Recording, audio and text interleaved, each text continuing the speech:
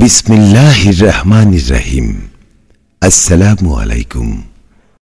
সানি নিবেদিত, শামসুল হক প্রযোজিত Ajmer recording centre, মুক্তিযোদ্ধা সুপারমার্কেট, রিয়াজউদ্দিন বাজার, চট্টগ্রাম। মোবাইল 0189330853। কি মায়া লাগাইলা মদিনায় আমাকে, কি মায়া লাগাইলা মদিনায় আমাকে, অন্তরে আহাজারি হৃদয়ে আহাজারি তুমি Medina.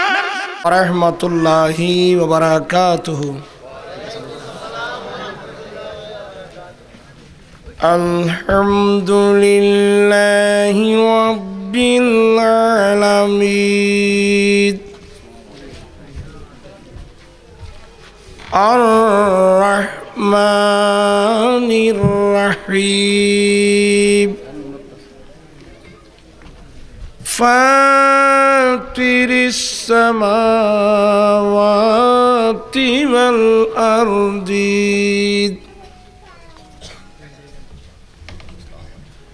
wassalatu wassalamu ala sayyidina wa sanadina wa tabibina wa tabibi qulubina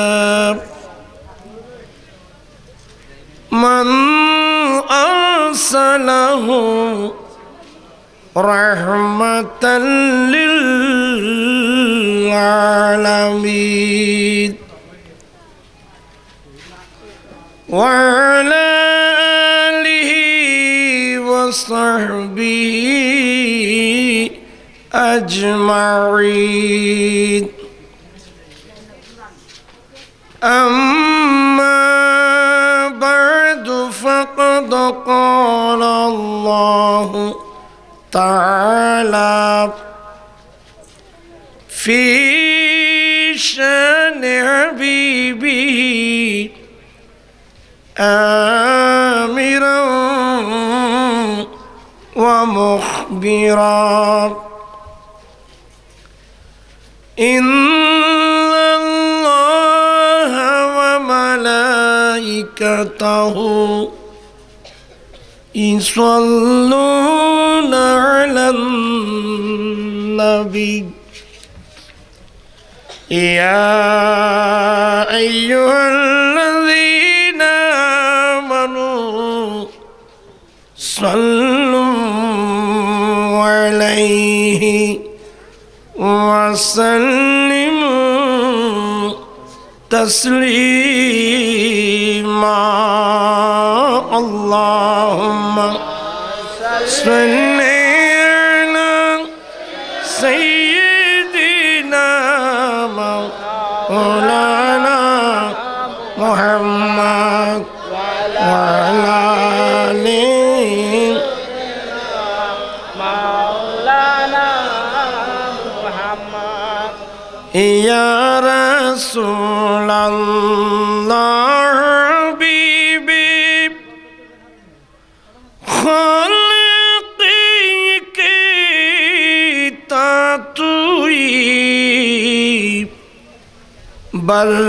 बलगुज़ीदा लुल जालाले पाक बेहम तातुई अल्लाहुम्मा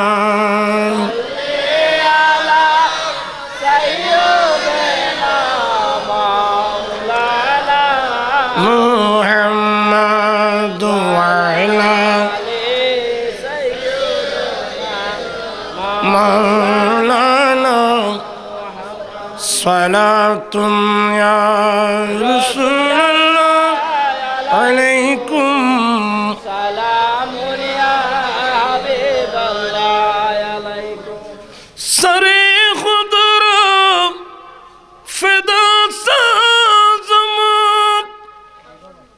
बपायत या रसूल Allah Hazaram Chumal Si Fidayat Ya Rasulallah Salam Rasulallah alaikum salamun ya Habiballah A'udhu billahi minash shaitanir rajim Bismillahirrahmanirrahim Laqad manna Allahu 'alal mu'minina idh ba'atha fihim rasulan min anfusihim Sadaqallahu mawlana al-'azim wa sadaqa rasuluhu an-nabiyyul habibul karim wa nahnu ala dhalika lamina ash-shahidin wash-shakirin walhamdulillahi rabbil alamin rabbi salli wa sallim mubarak alayhi আজকের এই মাহফিলটা ঈদ মিলাদুন নবীর নবীর আগমনের আনন্দ উৎসব প্রকাশ করার জন্য নাকি আমাদের দেশে অনেক হুজুর আছে যারা এগুলোর বিরুদ্ধে করে মিলাদুন নবীর বিরুদ্ধে করে এমন হুজুর আছে না আসলে এটা তাদের দোষ না তাদের নলেজের অভাব ব্রেইনের অভাব বুঝার অভাব দোয়া করবেন আল্লাহ তাদেরকেও বুঝার তৌফিক দান করুক আমিন আল্লাহর নিয়ামত পেলে খুশি হওয়া এটা ইবাদত কি বললাম বাবা আল্লাহর নিয়ামতের উপর খুশি হওয়া এটা একটা বিরাট ইবাদত ইনশাআল্লাহ নিশ্চয় আপনারা উলামায়ে কেরামের জবানে এই আলোচনা শুনছেন আসলে আমরা বড় ভাগ্যবান আমি অনেক গবেষণা করে দেখলাম যে আমার মধ্যে আর্থিক দুর্বলতা থাকতে পারে আমি গরিব মানুষ হতে পারি আপনি গরিব হতে পারেন বা আরো অনেক কিছু কিন্তু আমি একটা কথা প্রায় জায়গায় বলি আমার এই গরিবের নামটা কিন্তু উম্মতে মুহাম্মদের দফতরের মধ্যে কিন্তু লেখা আছে এতে আপনারা খুশি না বেজার আমরা নবীর উম্মত আল্লাহ আল্লাহ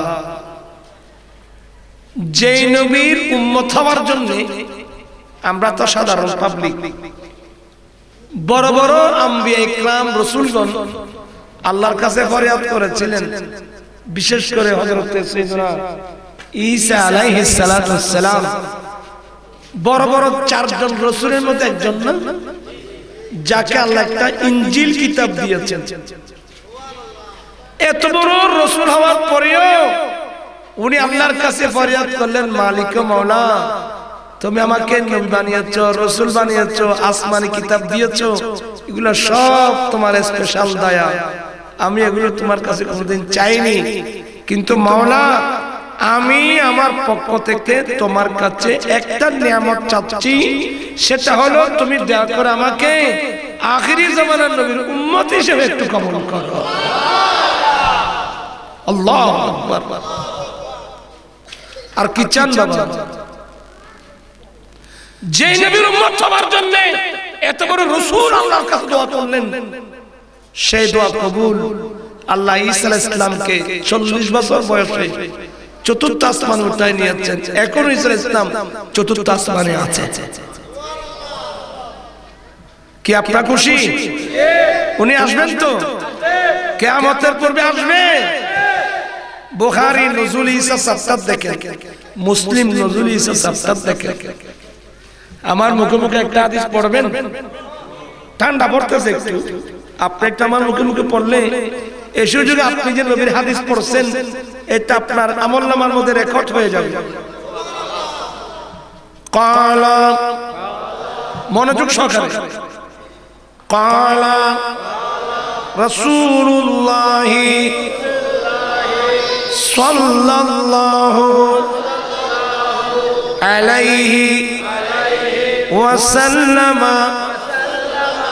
كيف أنتم ইযা নাযালা ইবনু মারইয়ামা ফীকুম ওয়া ইমামুকুম মিনকুম। এটা বুখারীর রাওয়ায়াত। আল্লাহর নবী বলেন, হে আমার উম্মত, যেদিন মরিয়মের ছেলে ঈসা আলাইহিস সালাম আসমান থেকে জমিনে তোমাদের কাছে আসবে আর ইমাম হবে তোমাদের মধ্য থেকে, উম্মত বলো সেদিন তোমাদের মর্যাদা কত বড় হবে। আয় আল্লাহ, উম্মত বলো তো সেদিন তোমাদের মর্যাদা কত বড় হবে, যেদিন মরিয়মের ছেলে ঈসা আসমান থেকে জমিনে তোমাদের কাছে আসবে, কিন্তু উনি ইমাম হতে পারবে না, ইমামতি করবে তোমাদের পক্ষ থেকে। উনি ওই ইমামের নাম কি জানেন? ইমাম মাহদী।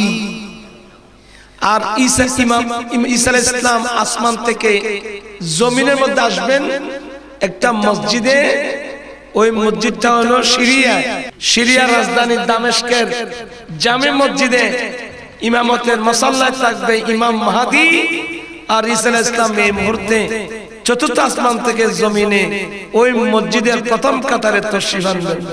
ঈসা আলাইহিস সালামকে দেখে ইমাম মাহদী মুসাল্লা থেকে পিছনের দিকে চলে আসতে চেষ্টা করবে।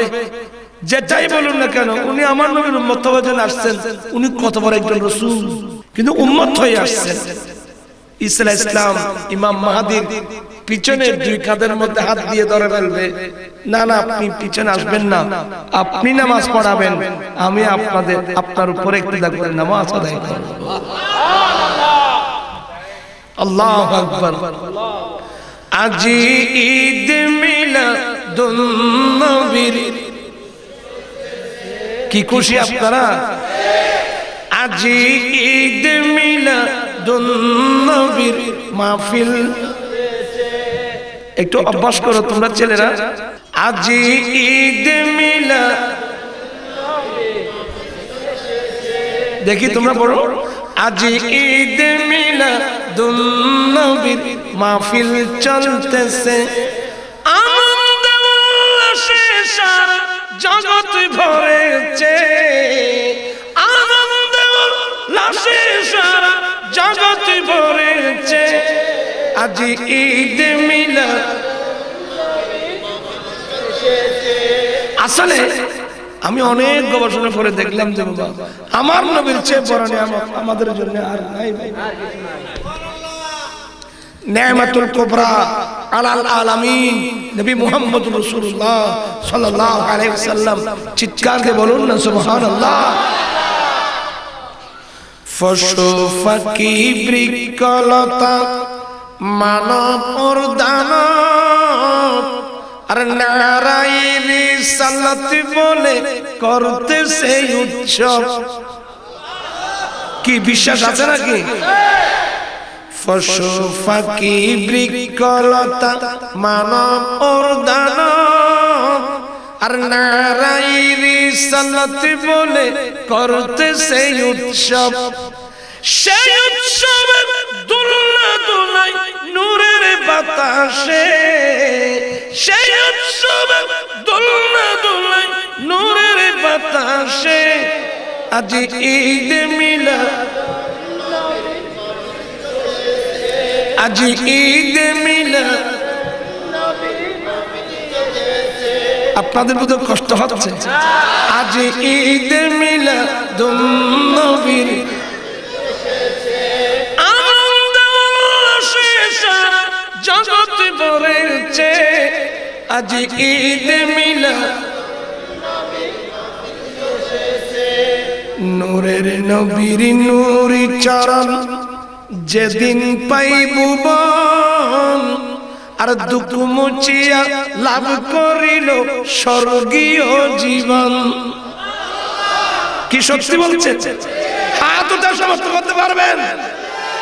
আল্লাহ তুমি কবুল করো। আল্লাহু আকবার। ইয়া রাসূলুল্লাহ, ইয়া কসমজম। জিন্দাবাদ জিন্দাবাদ। নূরের নবীর নূরি চরণ যেদিন পাইব বন আর দুঃখ মুছিয়া লাভ করিল স্বর্গীয় জীবন, দুঃখ মুছিয়া লাভ করিল স্বর্গীয় জীবন। মরা গাছের ডালে ডালে ফুল ফুটেছে, মরা গাছের ডালে ডালে ফুল ফুটেছে, আজ ঈদ মিলাদ, আজ ঈদ মিলাদ। আল্লাহ শমস বলে যে মানুষের জীবন কি সাজায়, দুরুদ সালাম কিয়াম মিলাদ নাতে মুস্তাফা।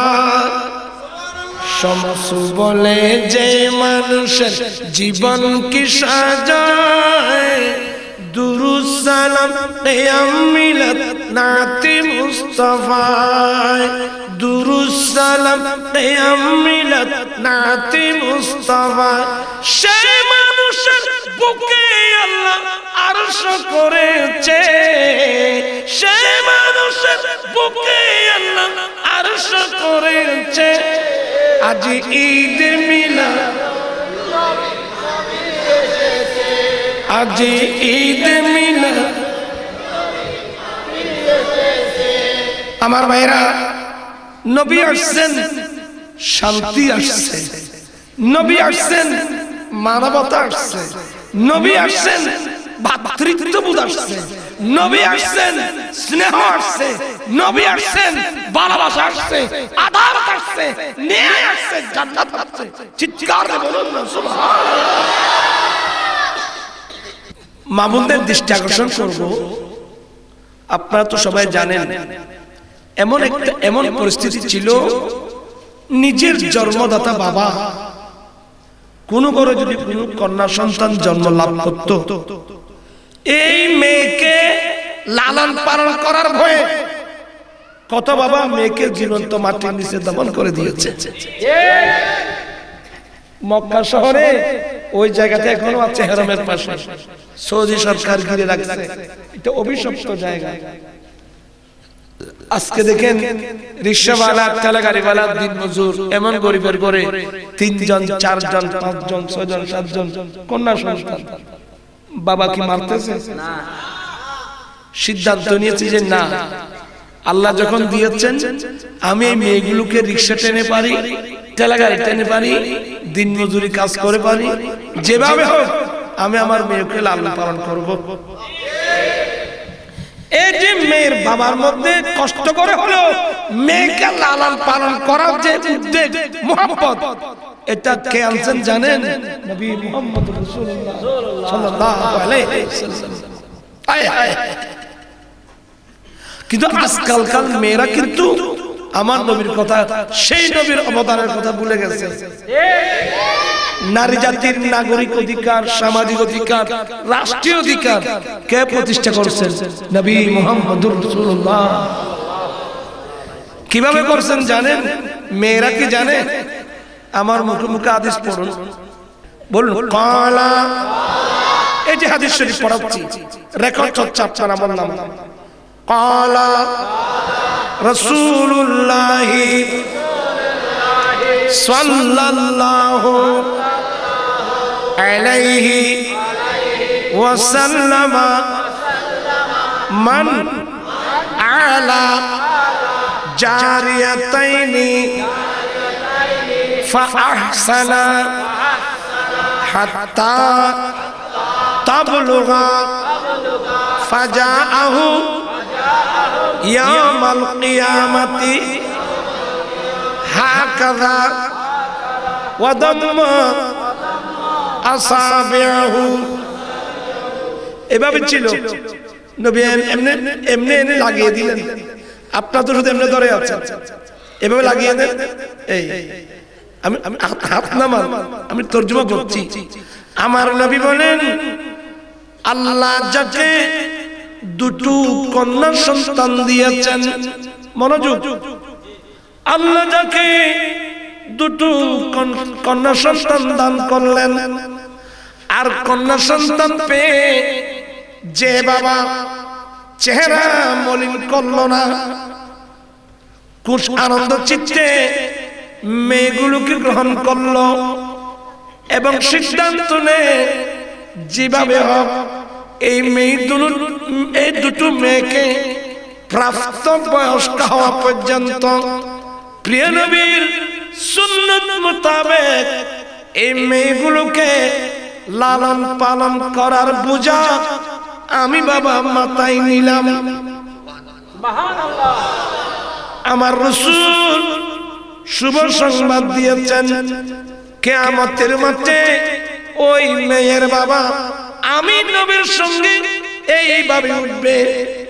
এইভাবে বলে ওয়াদাম্মা আসাবিআহু, আমার নবী হাতের আঙ্গুলগুলো গিয়ে দিলেন, অর্থাৎ হে আমার উম্মত, ওই মেয়ের বাবা কাল কিয়ামতের ময়দানে আমি নবীর সঙ্গে এইভাবে, অর্থাৎ আমার একটা আঙ্গুল অপর আঙ্গুলের সাথে যেভাবে লাগিয়ে আছে, ওই মেয়ের বাবা আমি নবীর সঙ্গে এইভাবে কিয়ামতের মাঠে উঠবে। আজকাল তো মানুষের অন্তরে নারী জাতির অনেক মায়া দেখা যায়, কথা বলেন না কেন? নারী জাতির অনেক মায়া দেখা যায় না? আজ পর্যন্ত বাংলাদেশের ইতিহাসে কোন মানুষ তো মেয়ে লালন পালন করলে তাকে 10টি টাকা আমি পুরস্কার দেব, এমন পুরস্কার দেয় না বলা তো কেউ নাই। কি বলেন না বাবা? আরে পুরস্কার কোত্থেকে দিচ্ছে? আমার রাসূল ঘোষণা দিয়েছেন, যে মেয়ের বাবা সিদ্ধান্ত নেবে, আল্লাহ যখন দিয়েছেন এই দুটো মেয়েকে প্রাপ্ত বয়স্ক হওয়া পর্যন্ত মেয়েদেরকে লালন পালন করার বোঝা আমি বাবা মাথায় নিলাম। আমার রাসূল বলছেন, ঘোষণা দিলেন, ওই মেয়ে বাবা কিয়ামতের মাঠে আমি নবীর সঙ্গে কিয়ামতের মাঠে উঠবে। সুবহানাল্লাহ! এর চেয়ে বড় পুরস্কার আর কি? এই রাসূল পাকের পুরস্কার পাওয়ার আশায় আজকে রিকশাওয়ালা, ঠেলাগাড়িওয়ালা, দিনমজুর 3 জন 4 জন 5 জন 6 জন 7 জন মেয়েকে লালন পালন করতেছে, কত কষ্ট করতেছে, ঠিক কি রে বাবা? আজকে মেয়েরা বাবার ঘরে রাজত্ব করতেছে, এই অবদান কার? হায় হায়, আজকে মেয়েরা কিন্তু আমার নবীর সেই কথা কিন্তু ভুলে গেছে। তবে আপনাদেরকে অনুরোধ জানাবো, বাবা কত কষ্ট করে এই মেয়েকে লালন পালন করলো, যখন বিয়ে যাওয়ার সময় আসলো, আপনারা যদি টাকা দাবি করেন এ কোত্থেকে দিবে বলেন তো? এই যে যৌতুক প্রথা, এমনি ওয়াজ করলে হবে না বাবা। এই যে যৌতুক প্রথা আমাদের দেশে আসলো, একটা মারাত্মক ব্যাধি। আজকে যৌতুক ছাড়া মেয়েদের বিবাহ হয় না। কেন এই অবস্থা কেন হলো বাবা আমাকে বলেন তো? আমি আজকের মাহফিলে অনুরোধ জানাবো, বিয়ে শুধু আমি করছি না, আমার রাসূল নিজে 11টা শাদী করে উম্মতদেরকে বিবাহের সিস্টেম শিক্ষা দিয়েছেন, ঠিক কি না বাবা? আমরা রাসূল পাকের সুন্নাত মোতাবেক বিয়ে করতে চাই কি চাই না? দুই হাত উঠে বলতে চাই কি চাই না? আমি আল্লাহ তুমি কবুল করো। আল্লাহ সবাই যেন যৌতুক ছাড়া তোমার নবীর সুন্নাত মোতাবেক যেন বিয়ে করতে পারে, আল্লাহ সবাইকে সে তৌফিক দান করুক, আমিন। হাত নামান। কি কষ্ট হচ্ছে আপনাকে? কষ্ট হচ্ছে? আমরা যৌতুক দাবি করব না, বড় যাত্রী দাবি, কথা বলেন কেন? আমরা বড় যাত্রী দাবি। এখন তো প্রথমের সবাই বসে বড় যাত্রী কত, অত ইসলাম ধর্মে বড় যাত্রী নিয়ে কানা খাওয়া ইসলাম ধর্মে নেই। আমার নবী দিয়েছেন কি বড় যাত্রী না, আপনি যাবেন 20 জন 30 জন মানুষ যাবেন, ওনার তৌফিক অনুযায়ী যা মেহমানদারি করলো, আমরা বিসমিল্লাহ পরে খেলাম, খাবার পর আলহামদুলিল্লাহিল্লাযী আত'আমানা ওয়া সাকানা ওয়া জাআলানা মিনাল মুসলিমিন দোয়া করলাম, আগদ দিয়ে মেটা নিয়ে আসলাম। এবার আমার নবী বলেন, সুম্মা আউলিম ওয়ালাউ কানা বিশাতিন, উম্মত তুমি শাদী করেছ, একটা ছাগল জবে করে হলেও মানুষকে ওলিমা কানা দাও। ওলিমা কানা হলো আমার নবীর সুন্নাত, ঠিক ঠিক না? এখন আমাদের দেশে ওলিমা কানা আছে, ওলিমা কানা কাকে বলে মানুষ জানেও না। আমরা শুধু বউ ভাতা খাচ্ছি, মেয়ের বাড়িতে গিয়ে 5 জন কথা বলতে গিয়ে ওখানে কিছু গেলাম, জোড়ার মধ্যে কিছু গেলাম, বড় যাত্রী নিয়ে আর কিছু গেলাম, আবার বিয়ের পরে ছেলে বউ নিয়ে শাশুর বাড়িতে গেল, ওনার সঙ্গে কিছু গেলাম, আবার বিয়াই মাতানি বলে বিয়াই নিয়ে গেলাম, বিয়ের মাতানি গেলাম, কোরবান আসলে ছাগল দ, গরু দ, মহিষ দ, মহিষ দ, এগুলো কি আবার বলেন তো? এইসব সিস্টেম বন্ধ করা দরকার আছে কিনা? আজকে লক্ষ লক্ষ গরিব করে মেয়েরা উপযুক্ত, এই যৌতুকের অভিশাপে মেয়েদের বিবাহ হচ্ছে না। আরে কত স্ত্রী স্বামীর ঘরে গিয়ে লাঞ্ছনার শিকার হচ্ছে। ফেভার কাটি আমি রাখছি, একজন গরিব মানুষ মেয়েকে কলেজে পড়াচ্ছে, কত বড় আশা, মেয়েটা একদিক দিয়ে রূপসী, অপর দিক দিয়ে কলেজে পড়াচ্ছে, ভালো একজন পাত্র পাওয়া যাবে, বিরাট স্বপ্ন। এই মেয়েটার জন্য 3 জন পাত্র আসলো, 3 জনের যৌতুক দাবি করলো, বাবা অপারগতা প্রকাশ করায় মেয়েটার বিবাহ হচ্ছিল না। লাস্টে মেয়েটা অপমানিত হয়ে চলন্ত ট্রেনের সামনে গিয়ে ঝাঁপ দিয়ে আত্মহত্যা করলো। আর আমরা সবাই নির্জীবের মতো চেয়ে আছি। এটার নাম কি মানবতা? হায় হায় হায়, রাসূল আনলেন কি, আমরা সমাজকে নিয়ে গেলাম কোথায়? আমি আজকের মাহফিল থেকে অনুরোধ জানাবো, শুধু মিলাদুন নবীর মাহফিল করলে হবে না। আমার আল্লাহ বলেন, মা আতাকুমুর রাসূলু ফাখুযুহু ওয়া মা নাহাকুম আনহু ফান্তাহু। আমার রাসূল তোমাদেরকে যা দেয় তোমরা তা গ্রহণ করো, আমার রাসূল যেগুলো নিষেধ করে তোমরা তা বর্জন করো। আপনারা কি আমার এই যৌতুক বিরোধী আন্দোলন আমার সঙ্গে আছেন? কারা কারা আছেন দেখি? আমার সভাপতি সাহেব কই? বাত করা যাবে না ইনশাআল্লাহ, উনি দাওয়াত দেবেন আপনাদেরকে এখানে ইনশাআল্লাহ। আশা করব আমার আঞ্জুমানের এসবিএ নুরিয়ার একটা শাখা যৌতুক বিরোধী আন্দোলন করার জন্য, আপনারাও চাইলে একটা আঞ্জুমান একটা অঙ্গ শাখা এখানেও আপনারা করতে পারবেন। দরকার আছে? আগামী মার্চের 5 তারিখ আপনাদেরকে লালদিঘির পারে দেখবো, যাবেন? সবাই যাবেন? গাড়ির বহর নিয়ে, জুলুস নিয়ে, দলে দলে, মিছিলে মিছিলে লালদিঘির পারে যাবেন? আমি আপ্রাণ চেষ্টা চালিয়ে আসুন। আমরা সরকারকে, আমি সরকারকে 12টা দাবি দিয়েছি, সরকারকে 12টা দাবি দিয়েছি। আমার ভাইরা, আপনারা অনেক গরিব মানুষ, মন ছোট করতেছেন। হায় আল্লাহ, আমরা শাসন থেকে কিছু পাইতাম, এই হুজুর এসে আমাদের সব খারাপ করলো। আরে আমি আপনার জন্য আন্দোলন করছি বাবা। আমার আন্দোলনকে আমি সরকারকে দাবি দিয়েছি, আমাদের দেশে রাষ্ট্রীয়ভাবে, স্থায়ীভাবে ম্যারেজ ফান্ড গঠন করা হোক। আমাদের দেশে রাষ্ট্রীয়ভাবে, স্থায়ীভাবে ম্যারেজ ফান্ড গঠন করা হোক।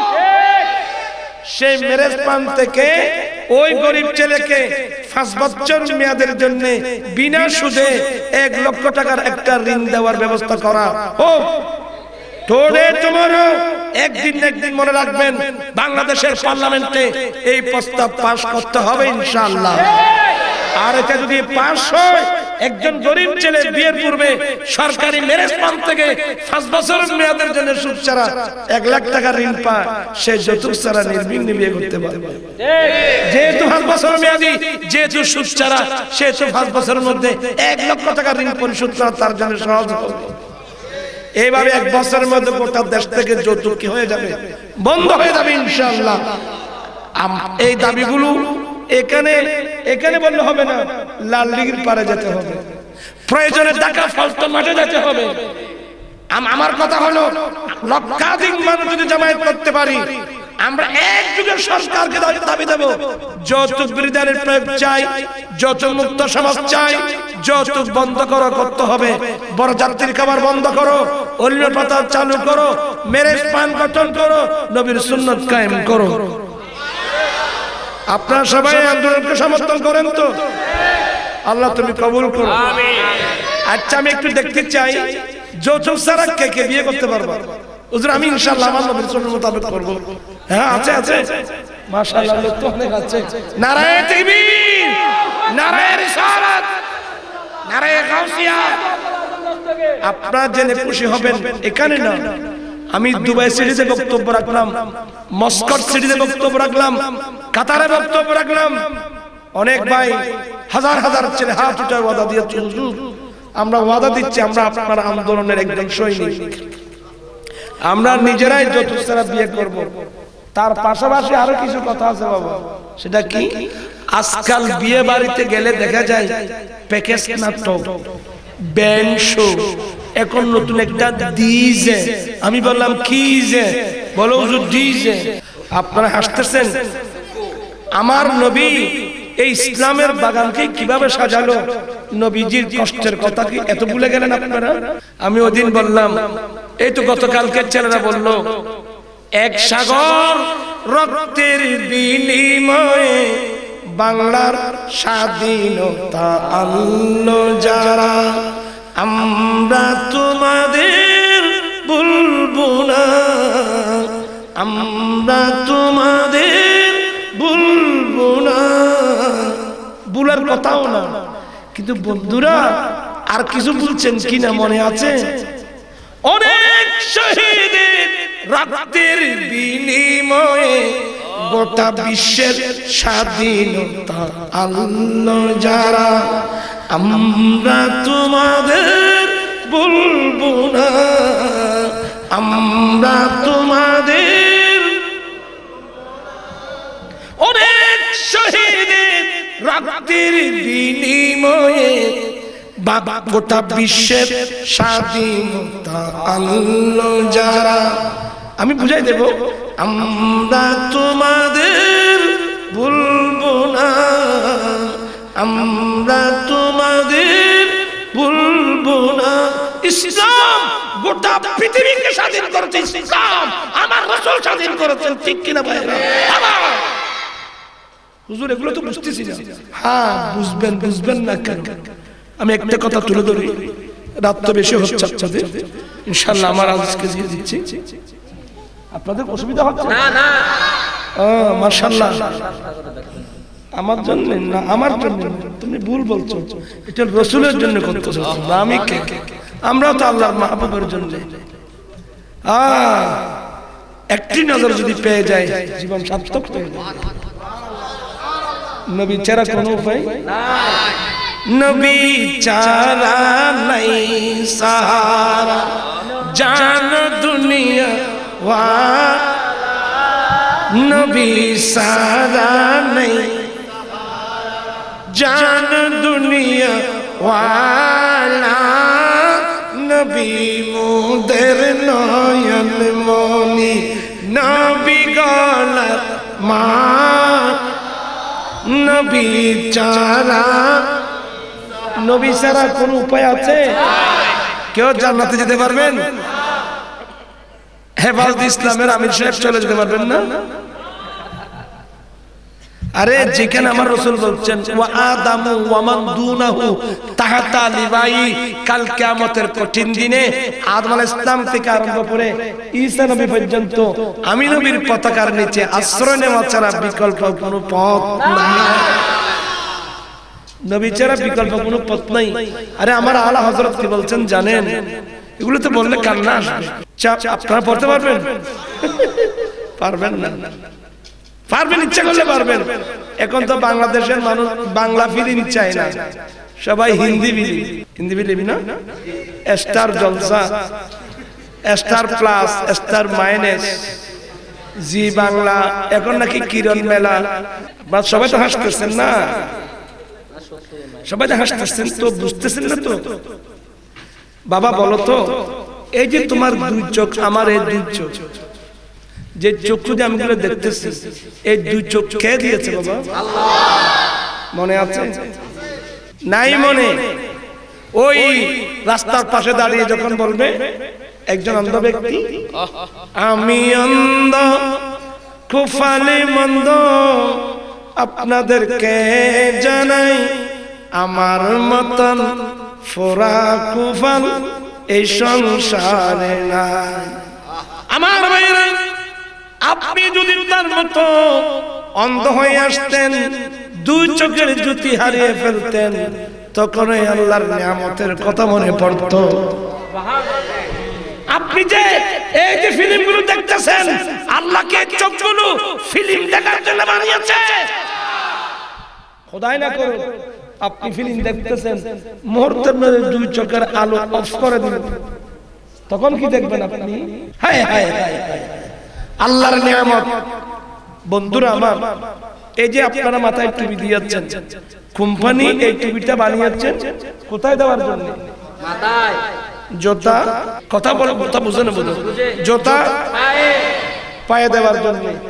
বাংলাদেশের ইতিহাসে আজ পর্যন্ত কোন পাগলও পায়ের জুতা কি মাথায় দিছে? মাথার টুপি কি পায়ে দিছে? কেন? যে জিনিস যে কাজে বানানো হয়েছে ও কাজে ব্যবহৃত হচ্ছে। এবার আমি আপনাদের প্রশ্ন রাখি, আল্লাহ যেই দুই চক্ষু যে কাজের জন্য বানিয়েছেন, আমরা কি ওখানে ব্যবহার করি? না। এমন কোন প্রেমিক আছো হুজুর তাহলে আমি আজ থেকে সিনেমা দেখবো না?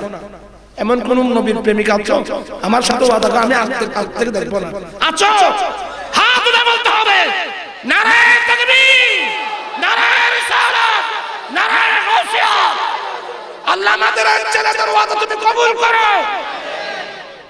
আমি ওয়াদা করে যাচ্ছি, তোমরা যদি এগুলো দেখা বর্জন করো, আমি দোয়া করে যাচ্ছি আমরা এই চোখ ওইদিকে আর ব্যবহার করবো না। আল্লাহ আল্লাহ রাসূল যেখানে ব্যবহার করার জন্য বলছেন ওখানে ব্যবহার করব। আমি বলে যাব, আল্লাহ একদিন আপনাকে, আমার রাসূলকে আপনি দেখতে পাবেন। আমার জীবন মরণ সাজাবো মাদানী রঙে, আমার জীবন মরণ সাজাবো মাদানী। কই আপনারা তো করতেছেন না? আমার জীবন মরণ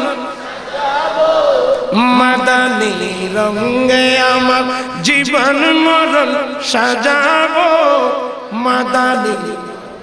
সেই রঙে রঙিন হলে আল্লাহ রাসূল থাকবে আমার সঙ্গী। আমার জীবন মরণ সাজাবো মাদানী। কি বিরক্ত হচ্ছেন আমার ভাইরা? হুজুর আমি কি দেখবো? আমার ভাইরা কি দেখবে বলতে হবে না, কোন দিকে দেখা নিষেধ এটা জানলে হয়ে যাবে। কোন দিকে দেখা নিষেধ? আমার আল্লাহ বলেন, বান্দা রাসূল আপনি মুমিন পুরুষদেরকে বলে দেন ওরা চলার পথে তাদের চোখের দৃষ্টি যেন নিচু করে, লজ্জাস্থান যেন হেফাজত করে। এরপরে আয়াত সূরা নূরের মুমিনা মহিলাদেরকে বলে দেন ওরা যেন নিজের চোখের দৃষ্টি নিচু করে, লজ্জাস্থান হেফাজত করে। আর ছেলেদেরকে বলছি, এখানে যারা আসছে বাবা তোমাদেরকে বলছি, আল্লাহর নবী বলেন যে ছেলে দৈনিক একবার মা বাবার চেহারার দিকে মায়ার দৃষ্টি দিয়ে দেখবে, যে ছেলে দৈনিক একবার জন্মদাতা বাবা গর্ভধারণী মায়ের চেহারার দিকে মায়ার দৃষ্টি দিয়ে দেখবে, আহা ইনি আমার জন্মদাতা বাবা, ইনি আমার গর্ভধারণী মা, কত মা আমার ছেলে, আমার মতো ছেলে দুনিয়া আসার সময় কত মা জীবন্ত মাটির নিচে চলে গেছে। এটা আমার জন্মদাতা বাবা, এটা আমার গর্ভধারণী মা।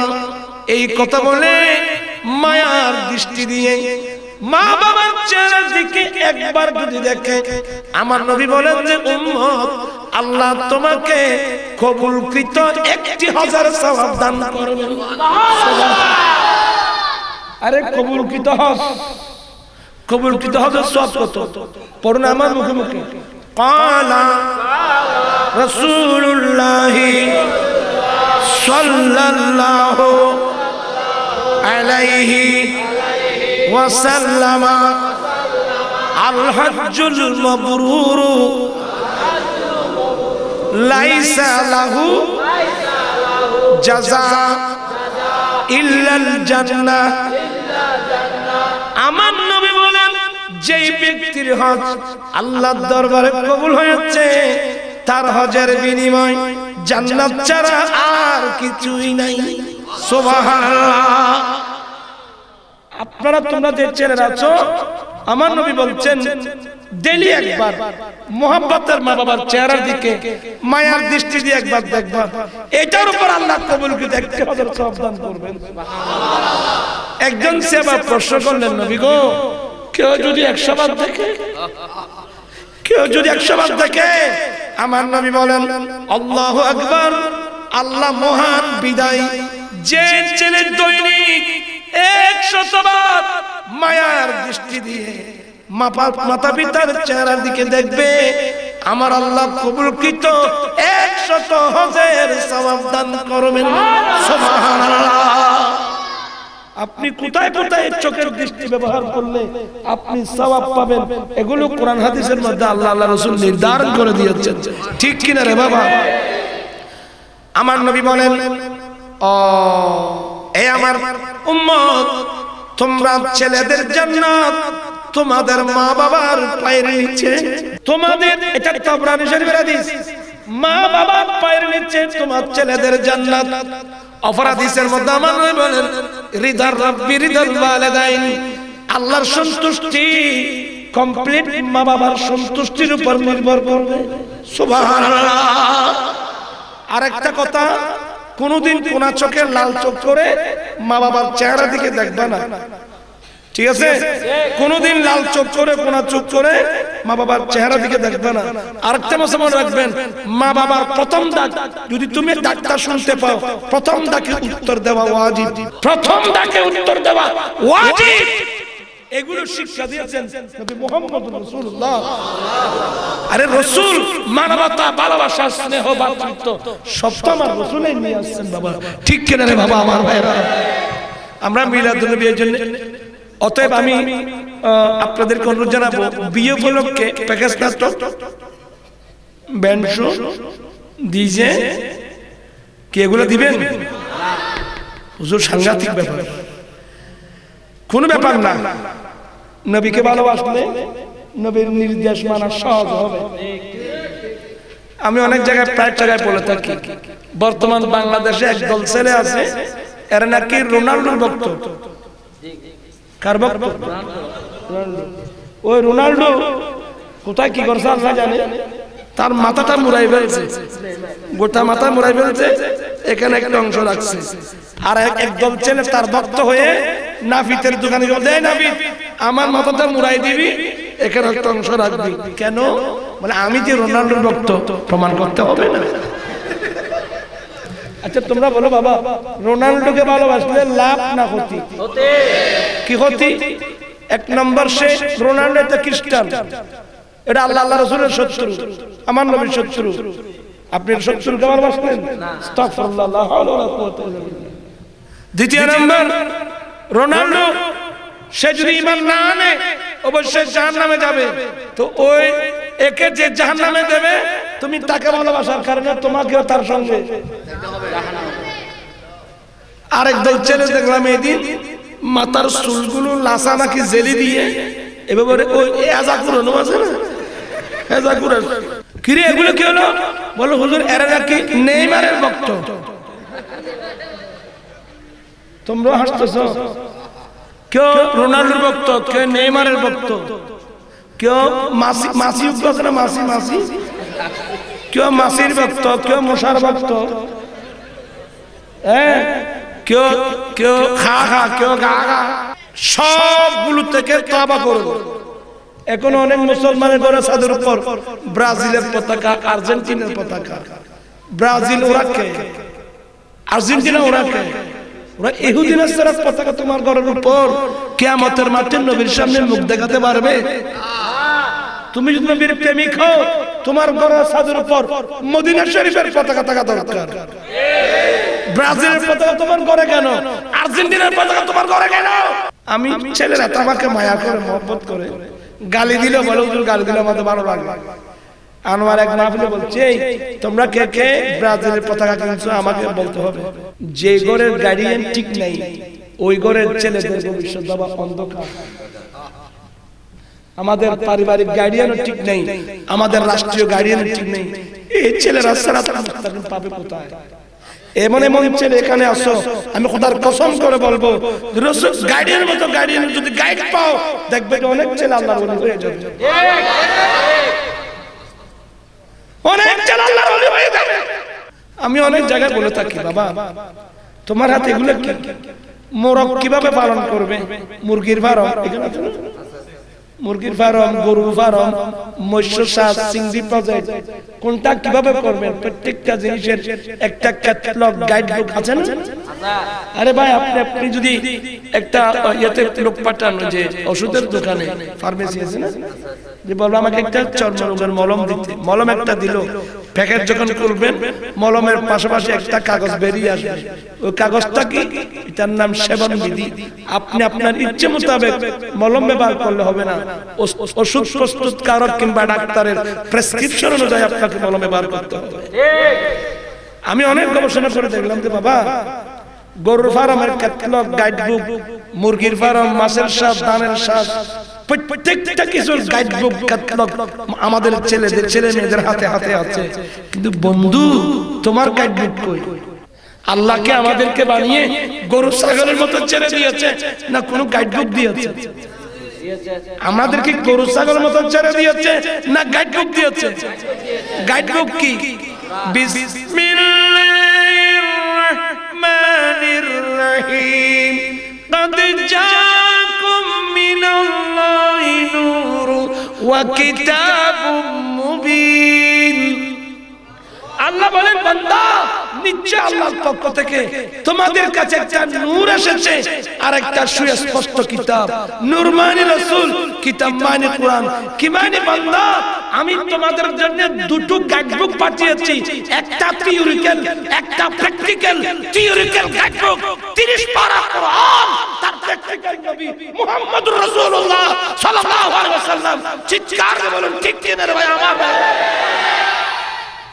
তো আমাদের গাইডবুক কোন? যে জাতির গাইডবুক হাতে নাই সেই জাতি মিসগাইড হওয়া তাই স্বাভাবিক। আমরা সবাই মিসগাইড হয়ে গেছে, ছেলেরা মিসগাইড হয়ে গেছে। মুসলমান তারা প্যাকেজ নাটক, ব্যান্ড শু, এগুলো কোথা থেকে আসলো বাবা? আপনারা সবাই শিক্ষিত লোক, আমি একজন মোল্লা মানুষ বাবা। আপনি কসম করে বলবেন, আপনি বাজারে একটা দোকান দিলেন, আপনি আপনার দোকানটা কিভাবে ওপেনিং করবেন? তোমরা ছেলেরাই বলবে, একজন রিকশাওয়ালাও বলবে যে হুজুর আমরা মসজিদের খতিব সাহেবকে বলবো 10 জন হুজুর নিয়ে আমার দোকানে আসতে। বাবা আপনারা কষ্ট করে, আমি একটা গরিব মানুষ, কষ্ট করে একটা দোকান দিয়েছি, আপনারা এক খতম কোরআন শরীফ পড়েন, একটু মিলাদ করে দোয়া করুন না, আল্লাহ যেন আমার দোকানের মধ্যে বরকত দেয়। আমি ঠিক বলছি? তো আপনি বাজারের দোকান ওপেনিং করলেন খতমে কোরআনের মাধ্যমে, মিলাদের মাধ্যমে। আচ্ছা বিয়ে জিনিসটা কি? বিয়ে জিনিসটা কি আমার ভাইরা? এটা আরেকটা দোকান, এটা হলো শেয়ার ব্যবসা। বিয়ে মানে এটা শেয়ার ব্যবসা। যে ছেলেটা বিয়ে করবে সে স্বামী হবে, যে মেয়েটাকে বিয়ে করলো সেই স্ত্রী হবে। স্বামী স্ত্রী দুজনের শেয়ারের ব্যবসা। উদ্দেশ্য আল্লাহ, আমরা জানি তুমি আসমান থেকে ডাইরেক্ট আমাকে কোন নেককার ছেলে সন্তান দান করবে না। আল্লাহ, আমি যদি শাহে আমানতের মতো, গরিব নওয়াজের মতো, শাহে আমানতের মতো, তাইব সাহেব কাবলা রহমাতুল্লাহ আলাইহির মতো, তাইব সাহেব কাবলার মতো, ইমাম আহলে সুন্নাত আল্লামা হাশমি সাহেব কাবলার মতো একজন ওলি গৌস কুতুব নেককার ছেলে যদি পেতে চায়, তাহলে আল্লাহ আমাদেরকে নবীর সুন্নাত মোতাবেক বিয়ে করতে হবে। আল্লাহ, আমরা যে বিয়ে করতে যাচ্ছি উদ্দেশ্য হলো তোমার পক্ষ থেকে একজন নেককার ছেলে সন্তান পাওয়া। ও আমার ভাইরা, আল্লাহর পক্ষ থেকে যেদিন নেককার ছেলে সন্তান পাওয়ার আশায় আপনি বিয়ে করবেন, আপনি কোনোদিন প্যাকেজ নাটক দিয়ে, ব্যান্ড দিয়ে, ডিজে দিয়ে বিবাহ অনুষ্ঠান ওপেনিং করতে পারবেন না। এগুলো করলে আল্লাহ অসন্তুষ্ট হবে। আল্লাহ অসন্তুষ্ট হলে কোনোদিন নেককার ছেলে দান করবেন না। আমি কি কথাটা বুঝাতে পারলাম? নেককার ছেলে দেবে আল্লাহ। তা আমি এমন কাজ করতে হবে যে কাজ করলে আল্লাহ খুশি হয়। তা আপনি যে প্যাকেজ নাটক দিলেন, ব্যান্ড দিলেন, এই যে যুবক যুবতীর নাচ দিলেন, গান দিলেন, এগুলো করলে আল্লাহ খুশি না নারাজ? আল্লাহ যদি অসন্তুষ্ট হয় কোনোদিন নেককার ছেলে সন্তান আপনারা পাবেন না। তাহলে অতএব বিয়ে উপলক্ষে প্যাকেজ নাটক দেওয়া, ব্যান্ড দেওয়া, এগুলো ভুল না? ভুল না? মারাত্মক ভুল। কি ভুল? মারাত্মক ভুল। তো এই ভুলের মধ্যে কি আজীবন থাকবেন না তাবা করার দরকার? যারা প্যাকেজ নাটক দেন, যারা ওখানে গিয়ে দেখেন, সবাই কিন্তু এখানে আছে। চলুন আমরা আজকের মাহফিল থেকে, এই গভীর রাত মিলাদুন নবীর মাহফিল থেকে ওয়াদা করি, আজ থেকে প্যাকেজ নাটক বন্ধ। পারবেন? দেখি কে কে পারবে। নারায়ে তাকবীর, নারায়ে রিসালাত, নারায়ে গাউসিয়া। প্যাকেজ নাটক বন্ধ, ব্যান্ড শো বন্ধ, ডিজে বন্ধ, যে দিকের বলা ওদিকে যাক। আল্লাহ তুমি কবুল করো। হুজুর আমরা কি দেব? আমি আপনাদেরকে বিকল্প দিচ্ছি, আপনারা বিয়ে উপলক্ষে একটা এই ধরনের একটা মিলাদ মাহফিল দিবেন। খুব মনোযোগ আমার কথাগুলো শুনবেন। একটা মিলাদ মাহফিল দিবেন, একটু মিলাদ মাহফিল দিবেন, স্থানীয় আলেম ওলামা থাকবে, বাইরে থেকে একজন অভিজ্ঞ আলেম দাওয়াত দিবেন। বলবেন যে হুজুর এটা আমার বিয়ে উপলক্ষে মাহফিল, হুজুর আমার বিষয়বস্তু একটা, আপনি শুধুমাত্র কোরআন হাদিস দিয়ে বর্ণনা করবেন। স্বামীর উপর স্ত্রীর কি কি অধিকার, স্ত্রীর উপর স্বামীর কি কি অধিকার, তোমরাই বলো। এই সমাজে আমরা যারা স্বামী আছি, আমরা কি স্ত্রীর অধিকার সম্পর্কে জানি? মেয়েরা কি স্বামীর অধিকার সম্পর্কে জানে? আমরা হলাম কি, ওই আমরা ছোটবেলায় ছোট থাকতে সবাই মিলে বন্ধু বান্ধব মিলে লাঠি একটা নিয়ে চোখ বন্ধ করে সিটাঙ্গার ভাষা আদা জোড়া বাড়ি খালি আদর নাই, এটা বেগুনে আদা চন্দ্র বাড়ি বাঁধতে পারি। কয়টা ফ্যামিলির মধ্যে শান্তি আছে আমাকে বলেন তো? কয়টা ফ্যামিলিতে স্বামী স্ত্রী মিলে আছে? যেখানে ঘর নাই, যে ঘরে রাসূল নাই, আল্লাহ নাই, ওখানে শান্তি থাকবে কোথায়? আমি কি কথাটা বুঝাতে পারলাম? আমি আর কথা না বাড়িয়ে এই যে কয়েকটা ওয়াদা নিলাম, আমি আজকের মাহফিলের জন্য এটা যথেষ্ট বলে মনে করতেছি। এই মাহফিল আল্লাহর দরবারে কবুল। তোমরা ইয়াং জেনারেশন যারা, তোমাদেরকে যদি আমি পাইতাম না বাবা, এমন ভাবে গাইড দিতাম, ইনশাআল্লাহ এখনো পাবো ইনশাআল্লাহ। তোমরা দেখবা, নিজেরাই বুঝতে পারবা, যখন এই মস্তা বুঝে আসবে আল্লাহর দরবারে কাঁদবে, মিলাদ মাহফিল দিবা, নাতে রাসূল দিবা। কি মায়া লাগাইলা মদিনায় আমাকে, বলো না, কি মায়া লাগাইলা মদিনায় আমাকে, অন্তরম আহাজারি হৃদয়ম আহাজারি তুমি মদিনার সুখে, আর কি মায়া লাগাইলা মদিনায়। আপনাদেরকে কষ্ট দিলাম না? তোমরা কি নারাজ হয়েছো? যত বিরোধী আন্দোলনের দরকার আছে। এখানে আমার সভাপতি সাহেব আসছে, এটা আপনার দায়িত্ব। ভাত খাবাই না, ভাত যাতে খাই বাহ্য নয়, ওরা বিয়ার বেড়ে বেজাল তার কমা যাই বিয়ার বাড়ি ওনে বিয়ার বাড়ি আরে ফেলাই এখানে একটা সংগঠন আমাদের আঞ্জুমানের শাখা করার দরকার। এটা অরাজনৈতিক একটা তরিকতার সংগঠন। আমি আন্দোলন করবো কিন্তু সামাজিক, ঠিক আছে? আমার ভাই বলছেন, এগুলো বললে আমার কান্না আসবে।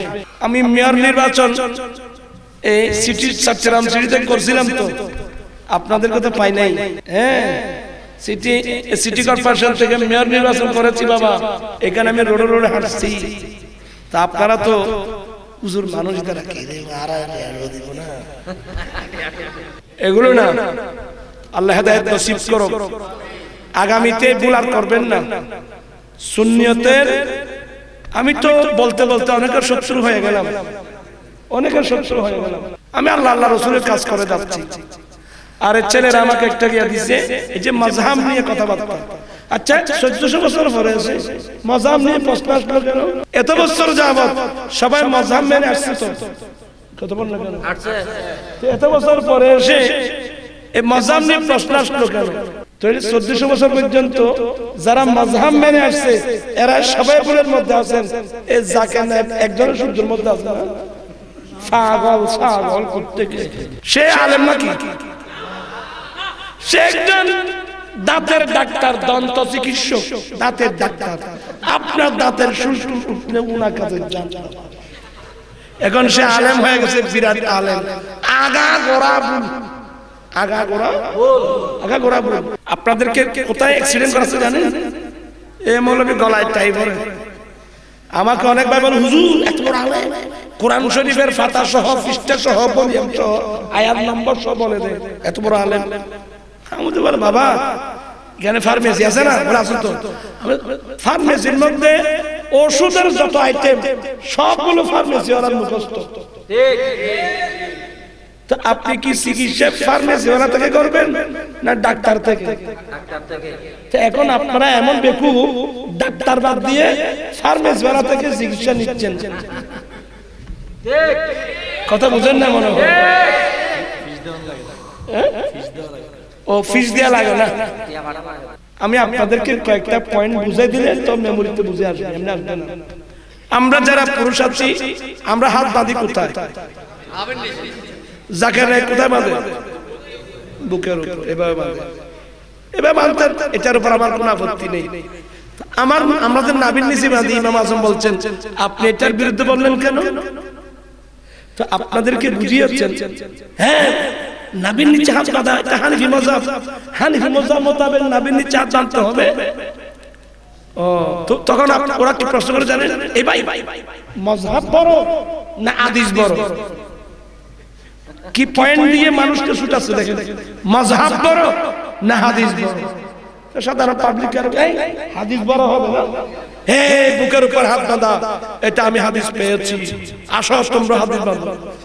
তো ইমাম আবু হানিফা নাভির নিচে বাঁধে? বলে আসলে বুকের উপর হাত বাঁধার সেই হাদিস ইমাম আবু হানিফা পর্যন্ত পৌঁছে নাই, এই জন্য উনি নাভির নিচে বাঁধছেন। নাউজুবিল্লাহ বলবেন না?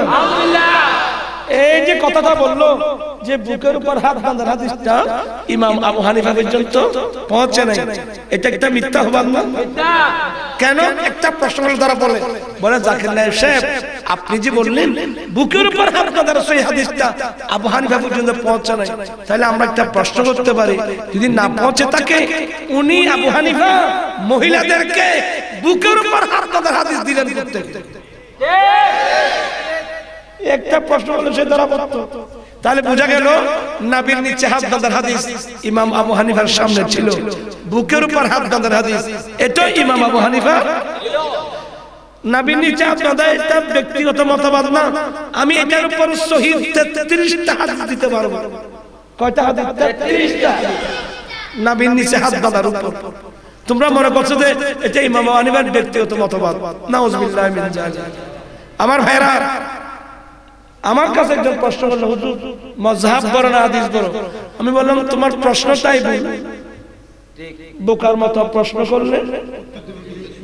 হুজুর কেন? এদের মেমোরিতে আসছে মাযহাব মানে কারোর ব্যক্তিগত মতবাদ। আমি বললাম যে বাবা মাযহাব তো বাতাসের উপর হয় না, মাযহাব হয়েছে কোরআন থেকে, মাযহাব হয়েছে রাসূল পাকের হাদিস থেকে। কিভাবে হলো? আমি একটা হাদিস দিয়ে দেখাই দিই। রাত তো গভীর হয়ে গেল, এগুলো তো মাদ্রাসায় পড়ানোর জিনিস বাবা। আমার এটা মেশকাতে আছে, আমার নবী একদিন হযরত খালিদ বিন ওয়ালিদ রাদিয়াল্লাহু তাআলা আনহু সহ হযরত সাইয়্যিদাতুনা মাইমুনা রাদিয়াল্লাহু তাআলা ঘরে গেলেন। মনোযোগ। তো যখন আমার রাসূল খালিদ বিন ওয়ালিদকে নিয়ে হযরত সাইয়্যিদাতুনা মাইমুনা রাদিয়াল্লাহু তাআলা ঘরে গেলেন, উনি খাবার দিলেন। কি দিলেন? খাবার। খুবই মনোযোগ। খাবার দিলেন। ওই সময় মুসলমানের খাবার তো জনপতি প্লেট না, এক প্লেটে বসে অনেকজনে খানা খেত। কথা বুঝতে পারছেন তো? এই ব্রিটিশ এসে সবগুলো ভাগ করে ফেলছে। আগে মুসলমানের এক থালির মধ্যে বসে 2-4-5 জন একসঙ্গে বসে খানা খেত। ওই সময় মুসলমানের মধ্যে কোনো রোগও ছিল না, কোন রোগ ছিল না। কেন আমার রাসূল বলছেন এক মুসলমানের জুতা অপর মুসলমানের জন্য অসুখ সেবা। যেহেতু মুসলমান এক থালিতে বসে খানা খেত, ইনার জুতা উনি খেতেন, ওনার জুতা আমি খেতাম, তখন রোগ চলে যেত। এখন তো রোগীর সংখ্যা বাড়ছে না কমছে? আরে আমি যদি বলি একটা চা দাও, বলো হুজুর চিনি ছাড়া দেবো? হ্যাঁ বলি চিনি ছাড়াই খাই খাই খাওয়া না হুজুর স্কেল ডায়াবেটিস, আমাদের ডায়াবেটিস তোর ভাই বলে আমাদের আরো চিনি বেশ করে দিবি। হ্যাঁ মূল্য টুটুকে বসে বসতাম না খাই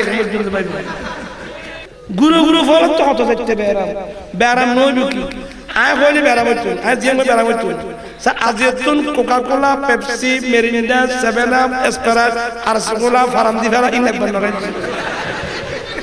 এই বাদ ফেলা তেরিবে না আয় না ভাই আয় পাকিস্তান কে যাও না ভাই আয় তোর আরো শিক্ষা দিয়েছি আর আই না ভাই অজমি হো ইন দেখুন কোম্পানি ইহুদি নাজারা এ ফানি বেশি বেশি আর ফগড় কোন চেয়ার লই যায় ইসরায়েল দেননি ইসরায়েল 15 অস্ত্র বানায় আজ লক্ষ লক্ষ মুসলমানের মারি শহীদ করে দেন আর আজ জিনিস ইনফরত আছে বাজারতন দৌড়লাই পেয়ারে আপনি কিনলে কিনলে দেন এই বন্ধ করে দাও আপনার কিনতাম নেই বলে কি বলে পেয়ারে আপনি এটা শুরু চর্বি আছে লাগাত যায় চর্বি আছে আর তো না আর আমরা ব্যবহার করি না আমাদের পরিবারের আমাদের ওয়াইফ এগুলো ব্যবহার করে না তোমরা মেকআপ আচ্ছা মেকআপ এটা কি তোরা তো আইবার সময় বললে বউল নাই 2000 টাকা একটা মেকআপ চার্জ 2000 টাকা 3000 টাকা মেকআপ মানে কিছু রং তো ইবে গমি দিয়ে তো রং লাগা বলে তোরে বিয়ে করতে কই দেব না দাম সারা গর করতে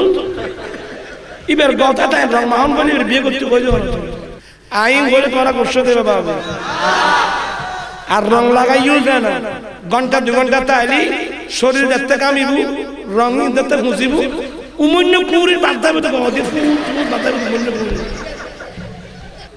কিলার দিতেন আমি বল গঞ্জি বনে গঞ্জিরি দেখো তো হুজুর আরা খালা মানুষ আর ফলে বিয়ে করতে না স্যার হোক না ও আমাদের মেয়ে আছে না বাবু আমি আপনাদেরকে স্থায়ী ওষুধ দেব যদি সুন্দর হতে চাও একটাই স্থায়ী ওষুধ রং দিয়ে মানুষ সুন্দর হয় না এটা ধোঁকাবাজি আপনাদের আজকে কি বলে বিউটি পার্লার মানে কত ধোঁকাবাজি খালা মাই ভাব করে লাল বানাবে না তো লালিয়ে খতম তাই ঘন্টা 2 ঘন্টা রং 3 দিবে লাগবে ইবে খালা বহুত জানা হতো কিরি আয় তো লাল মিকে করছে ইবে খালা করে আমি মা বোনদের কাছে ক্ষমা চেয়ে নিচ্ছি মেয়ে আমারও আছে বাবা বলতে আমার লজ্জা হচ্ছে সবাই মহব্বত করো মায়া করো এজন্য বলছি শুনুন কিছু করতে হবে না আপনি 5 ওয়াক্ত নামাজ টাইমলি আদায় করবেন 5 ওয়াক্ত নামাজের জন্য 5 বার ওযু করবেন ভালো করে করে আমার মা বোনদেরকে বলছি ডেইলি 5 ওয়াক্ত নামাজ ঠিকভাবে আদায় করবেন 5 ওয়াক্ত নামাজের জন্য ভালো করে 5 বার ওযু করবেন এক নাম্বার আর যখন ওযু করবেন তাহিয়াতুল ওযু 2 রাকাত নামাজ পড়বেন আর যখন ওযু চলে যাবে সাথে সাথে ওযু বানিয়ে নেবেন নতুন করে আর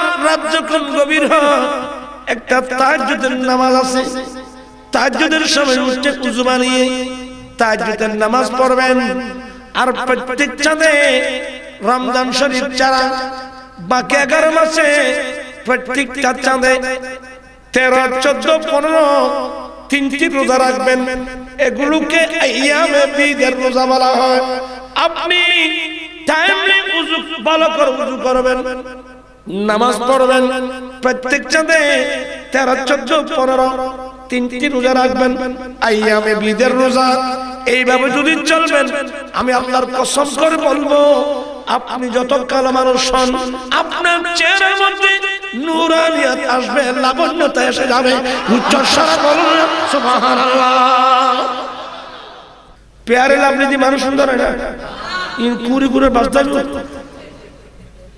এগুলো কিনবেন না পয়সাগুলো নষ্ট করবেন না আমি আমার মামুনদের কাছে বিনয়ের সাথে বলবো এসবগুলো আপনারা বন্ধ করে দেন প্যারে লাভলি আজে মাঝে জিনিসগুলো কোন দরকার আছে বাবা কোনো দরকার নাই এই কোকা-কোলা পেপসি এগুলো আমরা তো খাই না আমাদের ছেলেরা ওগুলো খায় না আমরা কোনো আত্মীয়স্বজনকে এগুলো দিই না আর বহুত ফখজ একটা ঠান্ডা আনবো আমাদের বাদে গরম মিকে মানুষ গরম গরম সান আর তোর ফসা জিনিস নাই না ভাই এগুলো আমাদেরকে চিন্তা ভাবনা করা দরকার ঠিক আছে তোমরা ছেলেগুলো খেয়েও না কোন দরকার আছে এই যে আমি একটা অর্থনীতি কিসের অর্থনীতি আপনি অর্থনীতির ছাত্র যারা অর্থনীতির ছাত্র যারা অর্থনীতির টিচার যারা অর্থনীতি বুঝে ওরা কোনোদিন এগুলো ব্যবহার করবে না বলুন জিনিসটা তো বুঝলাম না একটা কোকা-কোলার দাম কত ছোট একটা বোতলের দাম 10 টাকা হবে না 15 টাকা দেবে তাহলে বাংলাদেশে 18 কোটি মানুষের মধ্যে আমার মনে হয় কমসে কম 5 কোটি মানুষ এগুলা পান করে তো একটা বোতলের দাম যদি 15 টাকা হয়, 5 কোটি বোতলের দাম কত?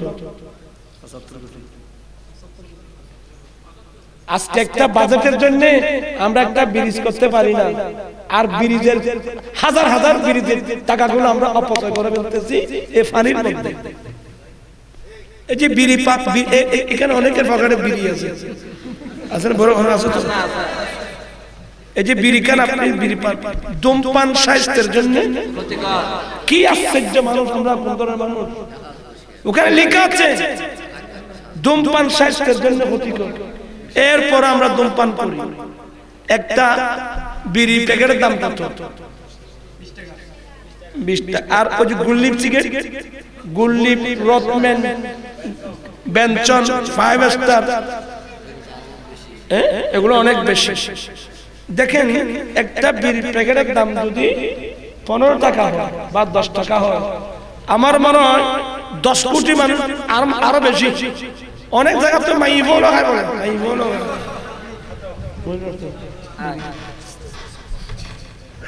আমি অত্যন্ত বিনয়ের সাথে অনুরোধ যাব, একটা প্যাকেটের দাম যদি 10 টাকা হয়, আজকে মুসলমানের মেয়েরা পয়সার অভাবে গ্রামীণ ব্যাংকে গিয়ে সুদের উপর ঋণ আনতেছে। আমি অত্যন্ত বিনয়ের সাথে বলবো, আপনি যদি ডেলি 10 টাকা করে বিড়ি ধূমপান করেন, বিড়ির ব্যাপারে চাই আজ থেকে বন্ধ করে ডেলি 10 টাকা করে আপনি ব্যাংকে জমা করেন, আপনার ঘরের ব্যাংকে আর কি জমা করেন, তাহলে 30 দিনে 300 টাকা, আর 1 বছরে জি 3600 টাকা। আপনি 3600 টাকা আপনার ঘরের ব্যাংকে জমা হয়, আপনাকে আর গ্রামীণ ব্যাংকে গিয়ে সুদের উপর ঋণ আনতে হবে না। তো পয়সা তো আপনার ঘরে আছে, আপনি তো এগুলো কি করতেছেন? বিড়ির মধ্যে আপনি জ্বালাচ্ছেন। আমার ভাইরা, আমি অনেক রিচার্জ করেছি, আমরা একসময় ধূমপান করতাম, আমি আত্মসমালোচনা করি, এটা আমার একটা অভ্যাস। আমাদেরকে কেউ দাওয়াত দিতে গেলে বলতে, ভাই পয়সা দাওয়াত না দাও, 1 প্যাকেট গুল্লি লাগবে। এটা আমরা ভুল করেছি, স্বীকার করছি, তওবা করলাম। আসো সবাই তওবা করো। এই বিড়ি সিগারেট, এই ধূমপান বলছেন যে এটা আপনার হবে গ্যাস্ট্রিক, গ্যাস্ট্রিকের পরে হবে আলসার, আলসার পরে হবে ক্যান্সার, ক্যান্সার পরে বলবে তুই এখন ড্যান্সার।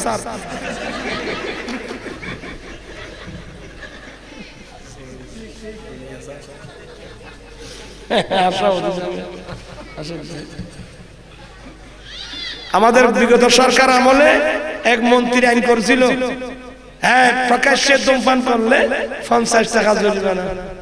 এগুলো কি আইন না পাবলিকের সাথে ধোঁকাবাজি? প্রকাশ্যে ধূমপান করলে 50 টাকা জরিমানা, চুরি করে খাবো, চুরির মধ্যে চুরি কর, গিরিজ আজ এলেন গোড়া ঢাকা শহর, তেমনি রুমনি মাথা ট্রাফিক হলে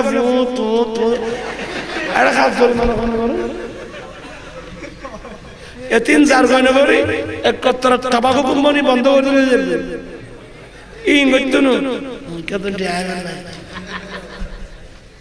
তোমার তো গার্ডিয়ান নাই। আমি অত্যন্ত বিনয়ের সাথে বলবো, বিড়ি ধূমপান দুর্গন্ধ। 1 নম্বর আমার পয়সা গেল, আমার হাত গেল। 3য় নম্বর দুর্গন্ধ। পৃথিবীর মধ্যে এমন কোন মানুষ নাই হিন্দু মুসলিম যে দুর্গন্ধকে ভালোবাসে। 4র্থ নম্বর, অনেক সময় মুরব্বির সঙ্গে লজ্জা পেতে হয়। একটা সাইড আমি দেখতে পাচ্ছি না ভালো সাইড, এগুলো বর্জন করা দরকার আছে কিনা? আজকের মাহফিলে আসো হুজুর, আজ থেকে ছেড়ে দিলাম আমি, পারবে না? দেখি এই ফকরত তুমি বিড়ি লবি এগুলো দেখো নি, সিরিজ তারিবে নি হুজুর, এই সিরিজ দিলাম আজ তো আর খাইতাম না। একজন অনলি ওয়ান ম্যান উগ্র ফল আজাদ মিষ্টি খাবাই তোরে, মিষ্টি খাবাই বিড়ি চাইলে মিষ্টি খাবাই একজন চাই দোয়াইবে খাবার কথা চাই, এজ এ স্পেশাল দোয়া চাই নাই না পারিব গোয়া দেখি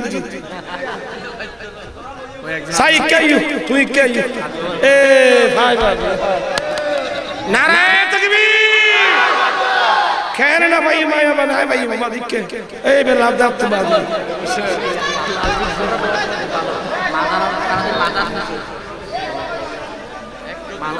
মাজার না চাই না আসিদের তো বাজে আয়োগ্য ফায়দি মুরব্বী মানুষ তোরা আল্লাহ তো মিষ্টি আনো না বাজে এই অনলা আসছে বাজে আলহামদুলিল্লাহ অনেক নহবেন তো বাবু নহন আচ্ছা বুঝি তো নহন দে বেতন না হয় বলে ঘর আগে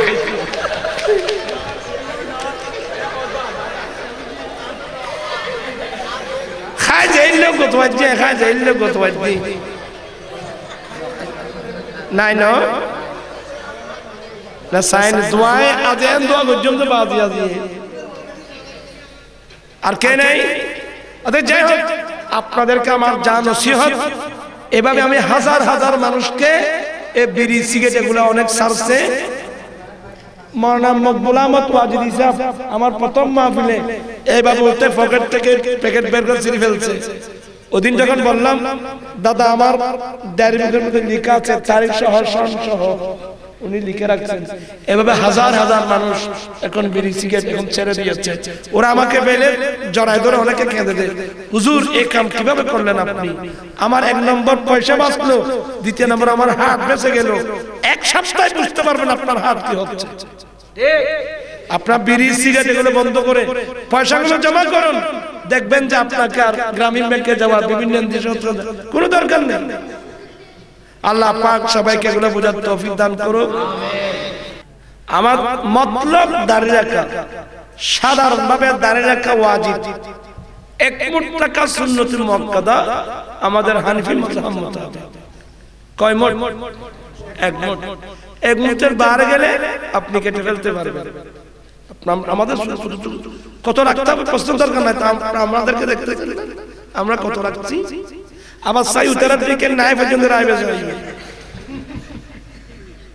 ইসলাম বেশি সুন্দর ইন্নাল্লাহা জামিলুন ইউহিব্বুল জামাল আল্লাহ সুন্দর আল্লাহ সুন্দরকে পছন্দ করে মতলব দাঁড়িয়ে রাখা ওয়াজিব এক মুষ্টি রাখা সুন্নতে মুআক্কাদা এক মুষ্টির বাইরে গেলে আমরা কেটে ফেলবো ঠিক আছে কথা বলছো আর কি এগুলা কি ওই তোমার নাইতে দেয়নি সুলবাড়ি দেখে দেখলে তোমার এনে তো ফাইন্যান্সি বলে মাথা দুঃখ দেখবে আল্লাহ পাক এই মাহফিলকে কবুল করো মাযহাবের কথা বলছিলাম আমি তো শেষ করে দিই তো খাবার থালি আনলেন বাপরে বাবা যখন থাল খুললেন দেখলেন যে গুইশা গুইয়ে গুইয়ে একবার দুরুস দুরুস দেখে মজমজ চলে ওই বারদার না না অনেক কিছু নতুন না না বই বই গুইশা কি দিলেন যে মনোযোগ কি দিলেন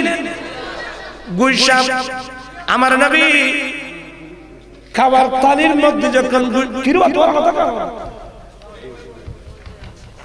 আমার নবী যখন থালির মধ্যে গুইশা দেখলেন আমার নবী হাত মুবারক উঠাই নিলেন কোন মনোযোগ আমার নবীর সঙ্গে থাকা হযরত সাইয়্যিদুনা খালিদ বিন ওয়ালিদ রাদিয়াল্লাহু তাআলা উনি জিজ্ঞাসা করলেন আহরামুদ দাব্বু ইয়া রাসূলুল্লাহ নবী গো গুইশা খাওয়া কি হারাম আমার নবী বলেন না না হারাম না তবে আমার বংশের মধ্যে এগুলো খাবার কোনো লেবাস নাই আমার নবী বিরত রাখলেন আমার নবী মনোযোগ আমার নবী বিরত থাকলেন খালিদ বিন ওয়ালিদ বলেন ফাজাদাতুহু আমি গুইশাটা টেনে নিলাম আমি মসমস করে কাঁদছিলাম প্রিয় রাসূল আমার দিকে দেখে মুস্কি মুস্কি হাসছেন উচ্চ স্বরে বলুন সুবহানাল্লাহ এই এখন মাযহাব বুঝবেন আমাদের ইমাম আযম আবু হানিফা এই হাদিসের মধ্যে গিয়ে ইমাম আবু হানিফা উনি অনেক বড় আশিক রাসূল আমার নবীর প্রেমিক দিওয়ানা উনি বললেন যে গুইশা হালাল হারাম না কিন্তু আমার নবী যখন পছন্দ করলেন না আমিও পছন্দ করব না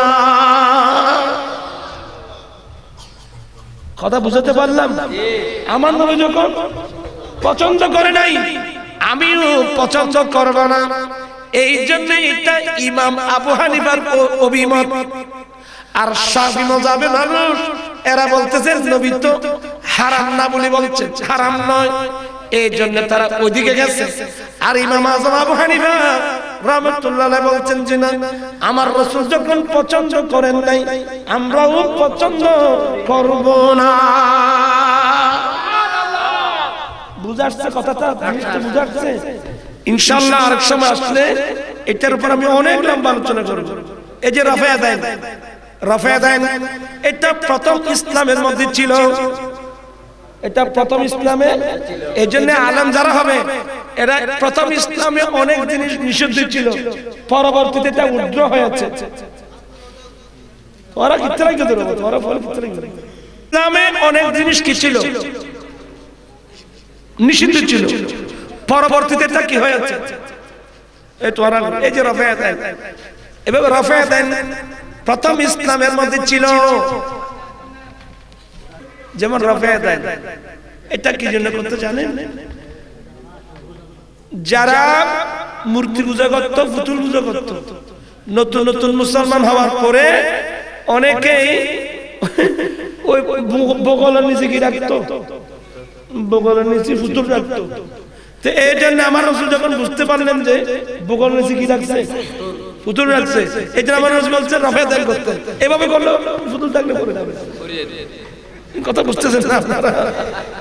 আমার আল্লাহ পাক এই মাহফিলকে কবুল করুন। আমিন। মাওলায়া সাল্লি ওয়া সাল্লিম দাইমান আবাদা আলা হাবিবিকা খায়রুল খালকি কুল্লিহিম।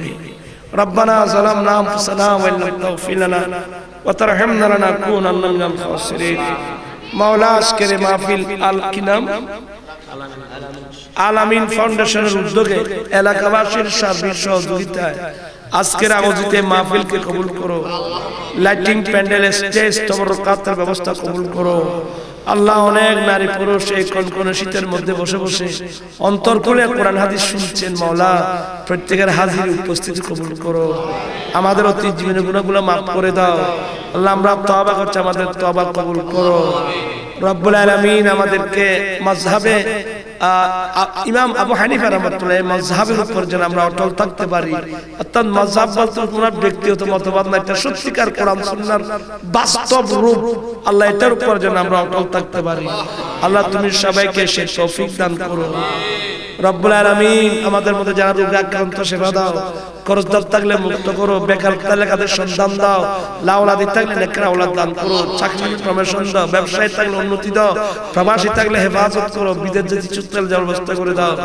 আল্লাহ, আমার আঞ্জুমান রেজবিয়ান উদেরকে কবুল করো। রব্বুল আলামিন আমাদের ছাত্র সেনা ইসলামকে আল্লাহ তুমি কবুল করো। আল্লাহ, বাংলাদেশের পার্লামেন্টকে আহলে সুন্নাত ওয়াল জামাতের পার্লামেন্ট বানিয়ে দাও। সবাই এদিকে এগিয়ে আসার তৌফিক দান করো।